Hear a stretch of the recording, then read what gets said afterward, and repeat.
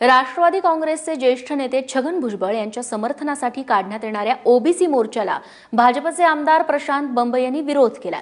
ज्या व्यक्तीवरती कोट्यवधींच्या भ्रष्टाचाराचा आरोप आहे अशा लोकांनी त्यांच्या समर्थनार्थ मोर्चे काढू नयेत असं प्रशांत बंब यांचं म्हणणं आहे। प्रशांत बंब हे भाजपकडून औरंगाबादमधल्या गंगापूर मतदारसंघाचं प्रतिनिधित्व करतात। दरम्यान काल ओबीसी संघटनांची एक बैठक झाली ज्यात मोर्चाच्या नियोजनाबाबत तयारी केली गेली आणि मोर्चासाठी 15 लाख रुपयांच्या देणग्या देखील जमा करण्यात आल्या। येत्या 3 तारखेला नाशिकमध्ये हा ओबीसी मोर्चा काढण्याचं नियोजित आहे।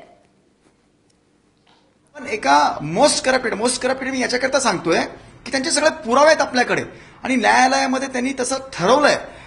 एक एक गोष्ट त्यांची जर तुम्ही बघितली ज्यांच्यामुळे राज्याला या ठिकाणी यावं लागलं, मुला मुलींचे पैसे वेस्ट झाले, सगळ्या राज्याचे पैसे वेस्ट होऊन कित्येक लोकांना ह्या लोकांच्यामुळे अक्षरशः मरण पत्करावं लागलं आणि त्याच गोष्टींच्या समर्थनार्थ जर आपण मोर्चे काढायला लागलो ही तर समजण्या पलीकडची गोष्ट आहे।